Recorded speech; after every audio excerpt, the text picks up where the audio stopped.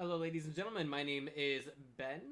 Welcome to Binge Tech. Today I'm going to be giving you a very special unboxing. It's going to be the Elgato HD60 external USB 2.0 capture card. Now, fair warning, Elgato did send me this free of charge. They are not paying me to give you guys an unboxing or a review. So everything that I'm going to be telling you is just going to be basically my experience in using the product and what I think of it. So that being said, let's go ahead and open up the box and see what's inside. First things first, this is not the best capture card to purchase if you are a live streamer. It does get the job done for recording gameplay, which is probably its biggest strength. So if you guys are YouTubers or content producers and video editors, this is definitely a good capture card for you guys to go ahead and purchase. That being said, now we're going to go ahead and plug in the correct plugs to their corresponding outlets. As you just saw, I just plugged in the mini USB to their jack on the left hand side, and we're about to plug in the HDMI cord. Now, right next to the mini USB is a 3.5mm outlet. You can take a 3.5 to 3.5mm wire and then plug it into your sound card. I don't need that since I have a mixer, and now I think it would be best to give you guys a recording demonstration. Alright guys, now here I am playing some Counter-Strike Global Offensive, and in this video clip I should be recording at 1080p. I've muted the audio since there is a desynchronization issue. That would be the first reason, and the second reason is because the audio is not coming directly from the capture card itself. It's actually coming from my mixer, which is integrated into my streaming PC, which is my MSI GE63 gaming notebook. Audio and video desynchronization is perfectly normal with a USB 2.0 capture card. The competitors for Elgato Gaming do face the same issues, and this is something that can be easily fixed with post-processing for video, or if you're a streamer like I am. I have personally set a delay on XSplit for video, and so what that does is it puts the video and audio back in synchronization. It isn't perfect, but my stream viewers hardly notice a difference. I would like to remind you all that this is video that was recorded in 1080p using the capture card itself. And with that in mind, the video quality in and of itself does look respectable. This is only with one game. It's not with, you know, say, PlayerUnknown's Battlegrounds or Mass Effect or anything like that.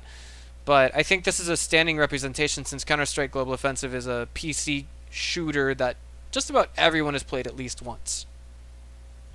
So now I guess this is where we kind of hammer in the question of why you would make the purchase of this capture card over, say, a PCIe internal capture card. The key answer is mobility. You won't be able to carry a desktop with you everywhere that you go. PCIe internal capture cards do, of course, record in higher detail, but the problem is they require a desktop computer to work 9 times out of 10. There might be some way to get around this, but it's a method that I would be unsure of how to facilitate. It's not even that bad for streamers. In my situation, I'm using a notebook as my streaming device, and I have to have a USB capture device, and this one more or less gets the job done. That being said, although there is better, it's just a situation that I cannot get around, that I must use a USB 2.0 capture card. So with that being said, now I want to go ahead and show you guys a sample taken from my stream the other day. Alright guys, so I should probably explain to you what exactly is going on right now, especially if you're not familiar with Twitch. In the lower left hand corner you can see my webcam. Behind me there is a green screen. At the center of the screen is the game. At the top of my screen is a bunch of graphics, as well as in the lower right hand corner of my screen. You may notice that some of the content on my stream is not written in English. A majority of my audience comes from Taiwan, Hong Kong, and Macau. The capture card is only showing the gameplay. I route it through XSplit, and XSplit has all of the graphics that you see on your screen now, including my webcam in the lower left-hand corner, as well as the GIF image in the lower right and the graphics to the top of my screen. The long story short here is gameplay is only captured through the capture card. Please also take notice that I'm not streaming at 1080p. The gameplay sample you're watching right now was recorded at 1280 by 720 resolution. Cohence the term 720p. This is not an issue with the capture card whatsoever. Instead, it's an issue with the processor. 9 out of 10 Twitch streamers cannot stream to Twitch at 1080p. So this is perfectly normal and it gets the job done. However, at this point, I would like to hold on to the capture card itself in case I need to use it in the future for going to a local gaming event.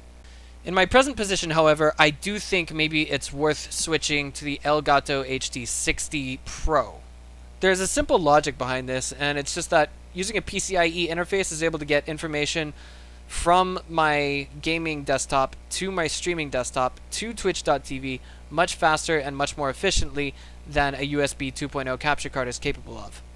I do think, however, that if you want to start YouTubing gameplay, there's nothing wrong with this capture card. As a device for a novice user, I do believe that this is a capture card that would be good for newer YouTube users. It's also got a reasonable price tag. As it stands right now, I'm able to find one on Amazon.com for $159.99. If you're a Prime user, that's $139.95. My final thoughts are that this machine has done everything that I need it to do, and if you are a novice YouTuber, it's definitely worth going for as your first device. If you guys have any questions, please let me know in the comments below. That's it from me for now. Please comment and subscribe. I'll see you guys next time.